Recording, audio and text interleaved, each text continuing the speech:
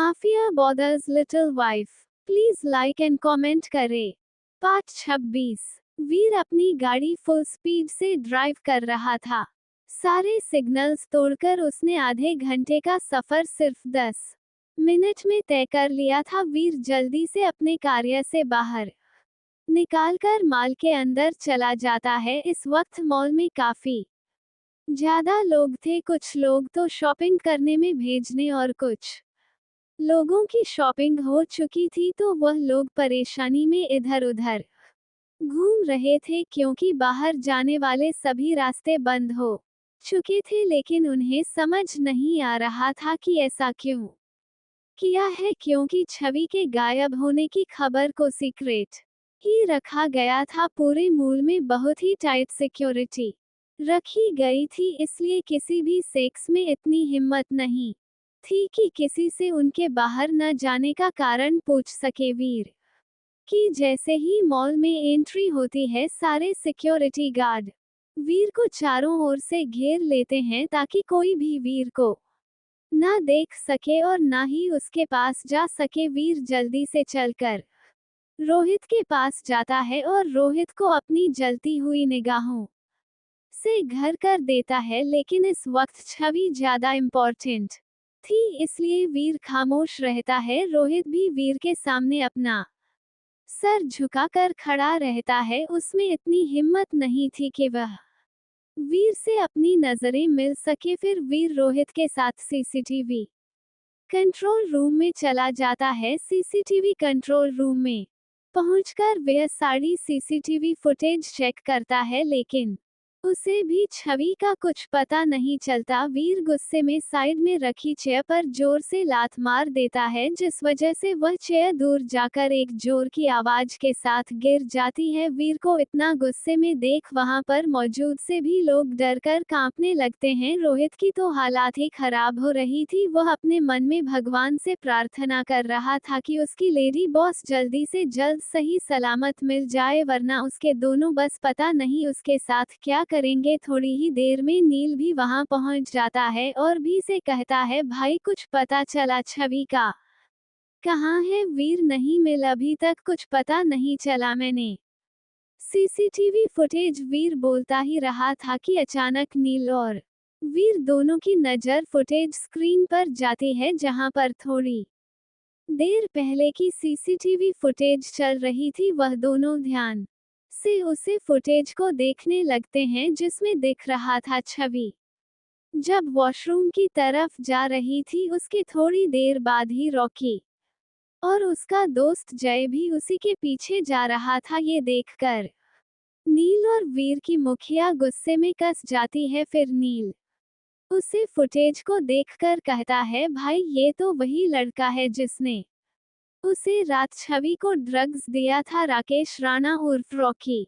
बलदेव राणा का बेटा नील अपनी पॉकेट से मोबाइल निकालकर उसे पर कुछ टाइप करता है तो उसे पर एक लोकेशन आ जाती है। नील उसे लोकेशन को देखकर कहता है, ये लोकेशन तो यहीं कहीं की है, इसका मतलब छवि यही है। नील के पास ही मॉल का मैनेजर खड़ा था। मैनेजर जब नील के मोबाइल में लोकेशन देखा है तो वह कहता है, सर ये लोकेशन तो हमारे मॉल के पीछे के साइड की है, जहां पर मॉल का ही कंस्ट्रक्शन काम चल रहा है, लेकिन किसी वजह से वहां का काम अभी कुछ दिनों के लिए बंद है। वीर तो जल्दी से हमें उसे जगह पर लेकर चलो। मैनेजर लिए सर मेरे साथ। नील की नजर वहीं पर साइड में चेयर पर बैठी नंदिनी पर जाती है, जो छवि के न मिलने की वजह से सुबह सुबह कर रो रही थी। तो नील रोहित को देखकर कहता है, रोहित तुम नंदिनी को अपने साथ घर लेकर जाओ। रोहित अपना सर झुकाए हुए कहता है, ओके सेकंड बस। इधर छवि रॉकी से लगातार छूटने की कोशिश कर रही थी, लेकिन रॉकी की पकड़ बहुत ज्यादा मजबूत थी। इसकी वजह रॉकी से छूट नहीं पा रही थी। रॉकी देखो, जबरदस्ती मेहनत करने में कोई फायदा नहीं है, चुपचाप मुझे कोऑपरेट करो। छवि रोते हुए हिम्मत से कहती है, तुम एक बुरे इंसान हो, मैं तुम्हारी बात कभी नहीं मानूंगी। रॉकी छवि के चेहरे को अपने हाथ से कस के पकड़कर अपने दांत पीसते हुए कहता है, मुझे तुम जैसी बदतमीज और जिद्दी लड़कियां बिल्कुल पसंद नहीं है। अगर तुम मेरी बात नहीं मानेगी तो मुझे मजबूर होकर तुम्हारे साथ जबरदस्ती करनी पड़ेगी। इतना कहकर वह छवि के दोनों बाजुओं को कसकर खींचकर फाड़ देता है, जिस वजह से छवि की एक जोरदार चीज निकलती है, क्योंकि रॉकी की छवि बाजू को खींचकर पड़ने से उसकी बाजू पर रॉकी के नाखूनों के भी निशान गड़ चुके थे, जहां से अब खून भी निकलने लगा था। ये सब देखकर जय बहुत खुश हो जाता है और वह रॉकी से कहता है, तू इसके साथ मजे करने वहां दूर खड़े होकर पहरा देता हूँ। और फिर जय वहां से थोड़ी दूर जाकर खड़ा हो जाता है। रॉकी अब छवि को जबरदस्ती किस करने लगता है। छवि अपने चेहरे को इधर उधर कर रही थी और रोटी को अपने आप से दूर करने की कोशिश कर रही थी। छवि अपनी पूरी ताकत लगाकर रॉकी को एक जोरदार धक्का देती है, जिस वजह से रोटी छवि से दूर होकर लड़खड़ा जाता है और गिरते गिरते बचता है। छवि अपने आसपास दिखती है तो वहां पर उसे एक लोहे की रोड दिखाई देती है। छवि जल्दी से झुककर उसे लोहे की रोड को उठा लेती है और रॉकी परिवार करने लगती है, लेकिन उसके पहले ही जय छवि को रोकने के लिए बीच में आ जाता है, लेकिन वह छवि को रोक पाता उससे पहले ही छवि जय के सर पर जोर का वार कर देती है, जिस वजह से जय के सर से खून निकलने लगता है और वह वहीं गिरकर बेहोश हो जाता है। छवि यह सब देखकर घबरा जाती है, लेकिन फिर भी वो हिम्मत नहीं हारती। छवि में इतनी हिम्मत आना शायद वीर और नील की बातों का ही असर था। उन्होंने कई बार छवि से कहा कि चाहे कितनी ही बड़ी मुसीबत क्यों ना आई, हमेशा उसका डटकर सामना करना चाहिए, ना कि डर कर पीछे हटना चाहिए, चाहे सिचुएशन कैसी भी हो, क्योंकि उन्हें पता था कि कभी ना कभी तो छवि की लाइफ में ऐसा कुछ होगा ही, क्योंकि छवि अब उनसे जुड़ चुकी थी और उनके नए जाने कितने ऐसे दुश्मन होंगे जो छवि को टारगेट करके उनसे बदला लेना चाहते होंगे। इसलिए वह छवि को मुसीबत से सामना करने के बारे में सीख देते रहते थे। रॉकी जब अपने दोस्त की ऐसी हालत देखता है तो उसकी आंखें गुस्से से लाल हो जाती है और वह छवि की तरफ बढ़ने लगता है। रॉकी को अपनी तरफ आता देख छवि रोगी पर भी वार करती है, लेकिन रोटी बीच में ही छवि के वार को रोक देता है और छवि के हाथ से रोड पकड़कर खींच लेता है और उसे दूर फेंक देता है और फिर छवि के गाल पर एक जोरदार थप्पड़ मारता है। थप्पड़ इतना जोर का था कि छवि के होठों के किनारों से और नाक से खून निकलने लगता है। रॉकी फिर ऐसा ही छवि के दूसरे गाल पर भी थप्पड़ मार देता है, जिससे छवि संभाल नहीं पाती और दूर जाकर गिरने को होती है, लेकिन छवि करती उससे पहले ही कोई उसे थाम लेता है। छवि जब अपनी नजरें उठाकर देती है तो वो खुश हो जाती है और उसे शख्स के गले लगाकर जोर से रोते हुए कहती हैं, वीर आप आ गए। वीर जब छवि को देखा है तो उसकी दोनों बाजें फटी हुई थी, तो वीर अपना को उतार कर छवि को पहना देता है और फिर वीर भी छवि को का सकर अपनी बाहों में जकड़ लेता है। नील जब छवि की ऐसी हालत देखता है तो उसे बेहद गुस्सा आता है और वो कसकर रॉकी के मुंह पर एक जोरदार पंच मार देता है, जिस वजह से रोक संभाल नहीं पाता और नीचे जमीन पर गिर जाता है। रॉकी फिर उठकर नील वार करने लगता है, लेकिन उससे पहले ही मिल के गार्ड से रॉकी को पकड़ लेते हैं।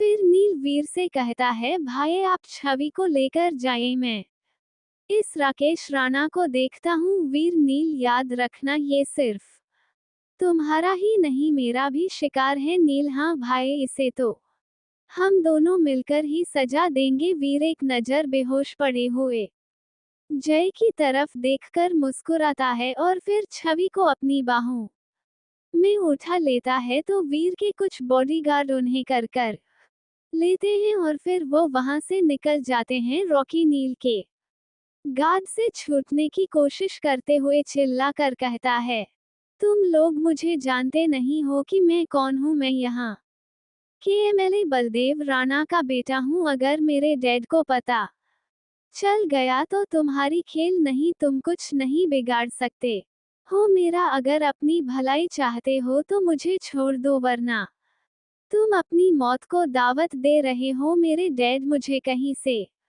भी ढूंढ निकालेंगे। रॉकी की बात सुनकर नील को और भी ज्यादा गुस्सा आ जाता है और वह एक और 5 रोगी के मुंह पर मार देता है, जिससे रॉकी के मुंह से खून निकलना शुरू हो जाता है, जिस वजह से रॉकी गुस्से में चिल्लाकर कहता है, हिम्मत है तो अकेले अकेले फिर तुझे बताता हूँ कि किस में ज्यादा ताकत है। झुंड में तो गीदड़ भी अपने आप को शेर समझने लगता है। रॉकी की बात सुनकर नील मिस्टीरियस स्माइल करता है और अपने गार्ड को रॉकी को छोड़ने का इशारा करता है। रॉकी नील के गार्ड से छूटते ही नील के मुंह पर पंच मार देता है, जिससे नीलकमल है एक तरफ झुक जाता है, लेकिन वह अपनी जगह से 1 इंच भी नहीं हिलता। ये देखकर रॉकी को और गुस्सा आता है और वह फिर नील को पांच करने लगता है, लेकिन इस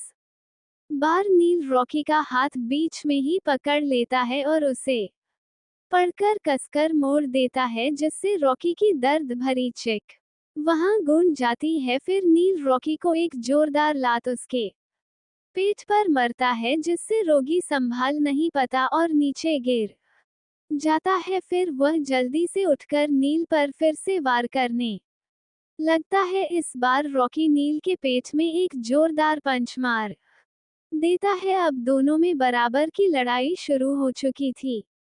रॉकी छुपाकर नील के पेट को जोर से पकड़ लेता है और पीछे की तरफ धकेलते हुए भगत है, जिससे नील अपने पीछे की दीवार से जोर से टकरा जाता है और फिर रॉकी नील के मुंह पर एक जोरदार पंच मारता है। वह दूसरा पंच मारता उससे पहले ही नील उसका हाथ पकड़ लेता है और रॉकी को मारना शुरू कर देता है। अब नील बहुत गुस्से में हीरो की परिवार कर रहा था, वह रॉकी को मौका ही नहीं दे रहा था वार करने का। इस वजह से अब रॉकी की हालत खराब हो चुकी थी। नील रॉकी के मुंह पर पांच मारता जा रहा था और जोर से चिल्लाते हुए कहता भी जा रहा था, तेरी हिम्मत कैसे हुई मेरी प्रिंसेस पर अपनी गंदी नजर डालने की, उसे हाथ लगाने की, उसे तकलीफ पहुंचाने की। मैं तुम्हें जिंदा नहीं छोड़ूंगा। क्या कहा था तूने मुझे? गीदड़ गीदड़ तो तू है साले, जिसे लड़कियों की इज्जत करना नहीं आता, जो लड़कियों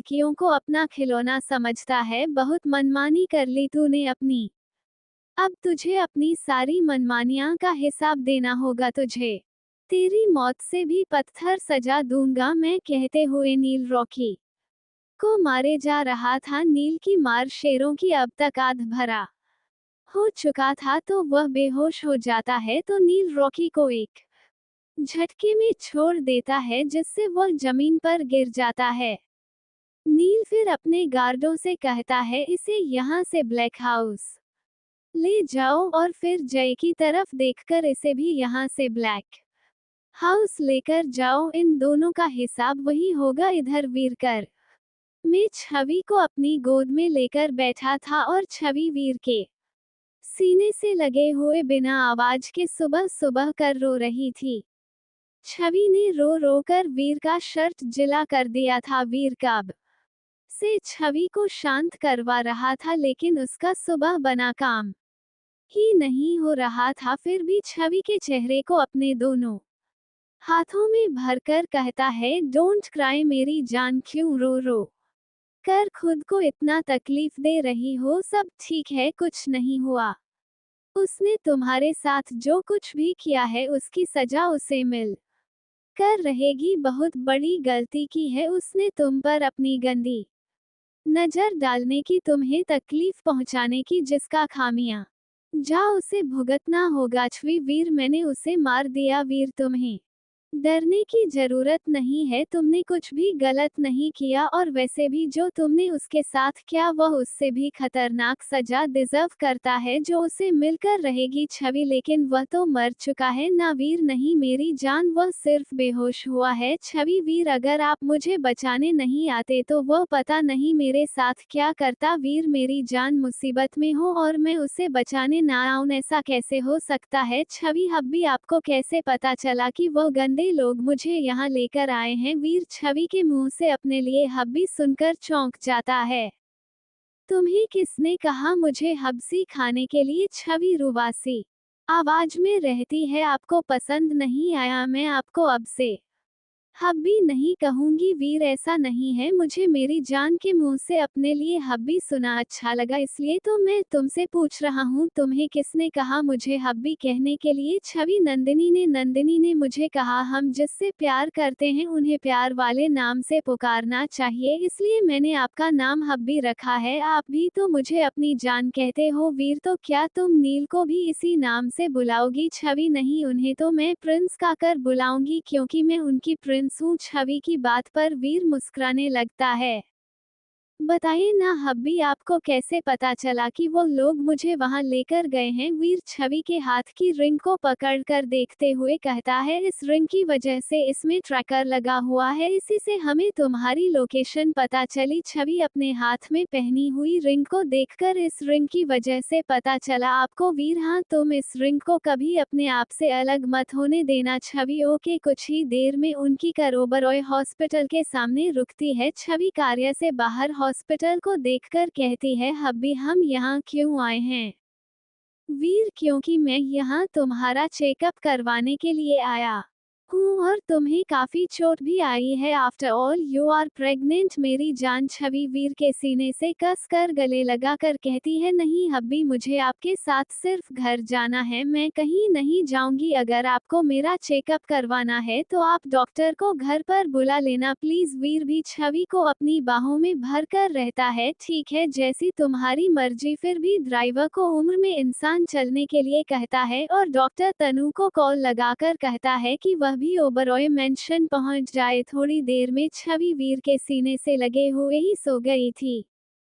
करीब 1.5 घंटे में वीर ओबरॉय मेंशन पहुंचता है। एक बॉडीगार्ड घर का गेट ओपन करता है तो वीर छवि को अपनी गोद में लेकर बाहर निकलता है। छवि अभी भी वीर की गोद में ही सुकून से सो रही थी। वीर छवि को मेंशन के अंदर लेकर आता है जहां पर देविका आंटी और नंदिनी छवि का इंतजार कर रही थी। नंदिनी ने छवि के गुम होने की खबर देविका आंटी को भी बता दी थी, जिस वजह से वह भी बहुत परेशान थी। नंदिनी जब से मेंशन आई थी तब से वह छवि के लिए रोए जा रही थी और कई नंदिनी को शांतनु बना दे रही थी। वीर की गोद में छवि को देखकर देविका आंटी और नंदिनी को बहुत सुकून मिलता है, लेकिन जब उनकी नजर छवि के चेहरे पर जाती है तो वह परेशान हो जाती है क्योंकि छवि के गालों पर अभी भी रॉकी के थप्पड़ के निशान थे और होठों के किनारों हल्का सा जख्म था। बाजू के निशान कई नहीं देख पाई थी क्योंकि छवि वीर का कोट पहने हुई थी। देविका आंटी वीर से पूछता है उसके पहले ही वीर आंटी को इशारे से चुप रहने के लिए कहता है क्योंकि छवि अभी सो रही थी और वीर नहीं चाहता कि छवि की नींद खराब हो। वीर सीधा छवि को अपने रूप में ले जाकर बेड पर सुला देता है और ब्लैंकेट से करके ऐसी ऑन कर वह रूम से बाहर आ जाता है। छवि को सही सलामत देख नंदिनी को काफी राहत महसूस होती है और देविका आंटी नंदिनी को उसके कमरे में आराम करने के लिए भेज देती है। वीर के आने के कुछ देर बाद ही डॉक्टर तनु भी मेंशन पहुंच गई थी। वीर डॉक्टर तनु से छवि को देखने के लिए कहता है। डॉक्टर तनु छवि का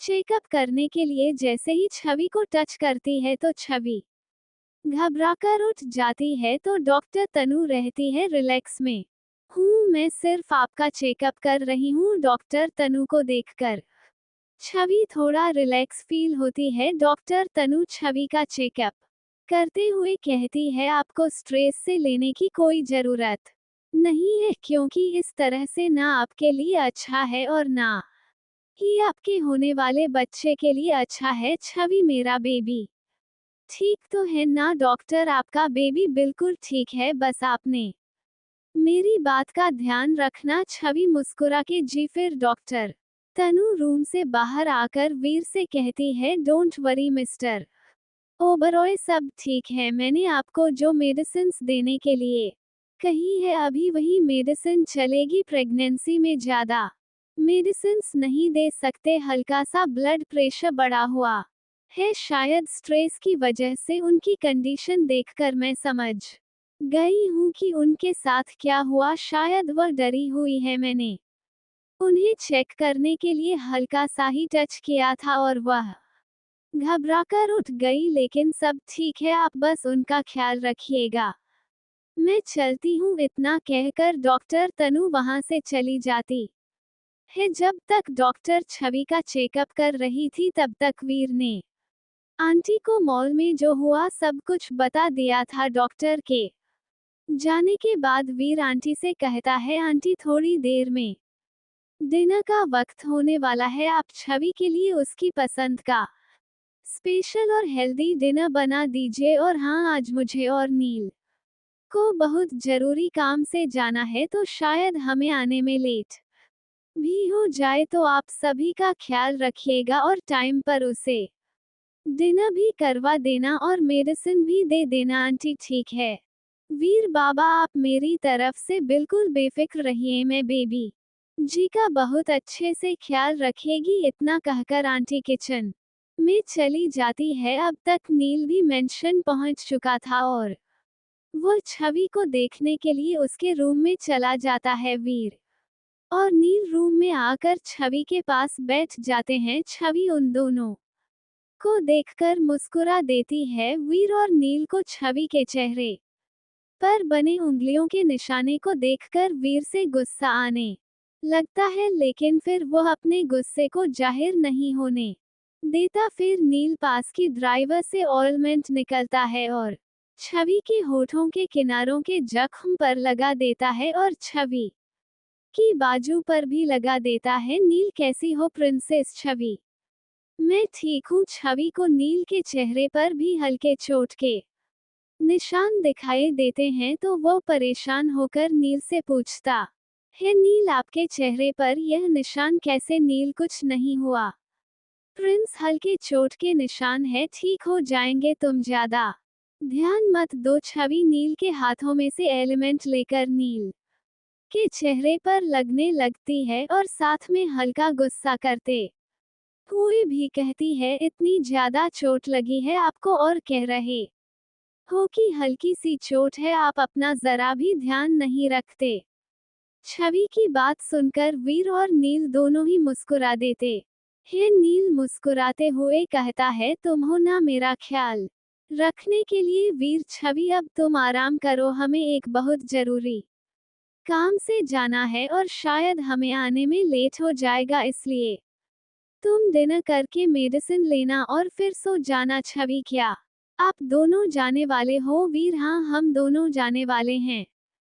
छवि अपनी राशि आवाज में रहती है क्या आप दोनों को जाना जरूरी है? मैं आप दोनों के बगैर कैसे रहूंगी? मुझे आप दोनों के बगैर खाना तो क्या पीना भी पसंद नहीं है। नील हमारा जाना जरूरी है प्रिंसेस, और तुम ऐसी बातें क्यों कर रही हो? तुम्हारे साथ देविका आंटी और नंदिनी भी तो है। छवि लेकिन मुझे आप दोनों भी चाहिए। ये कहते वक्त छवि की आंखों से आंसू लुढ़क कर उसके गाल पर आ जाते हैं। वीर छवि के आंसू पहुंचने हुए कोई बहुत बड़ी मुसीबत में है। छवि हमें उनकी मदद करने जाना है, वो हमारा इंतजार कर रहे हैं, क्या तुम अभी हमें जाने से रुकोगी? छवि वीर के हाथ अपने हाथों में लेते हो। अगर ऐसी बात है वीर तो फिर आपको जाना चाहिए। मैं आपको नहीं रोकूंगी, लेकिन कोशिश कीजिएगा आप जल्दी वापस आ जाएं। नीम हाँ प्रिंसेस, हम जल्दी वापस आ जाएंगे और पूरी कोशिश करेंगे जल्दी आने की। अब जल्दी से मुस्कुरा दो ताकि हम भी खुश हो जाएं। नील की बात सुनकर छवि मुस्कुरा देती है। नील और वीर खुश होकर बड़ी बड़ी छवि के फोरहेड पर किस करते हैं और वहां से चले जाते हैं। आखिर वीर और नील रॉकी और जे के साथ क्या करेंगे, आखिर वीर और नील कहां जाने वाले हैं, जानने के लिए मेरे साथ बने रहिए। Story love hot.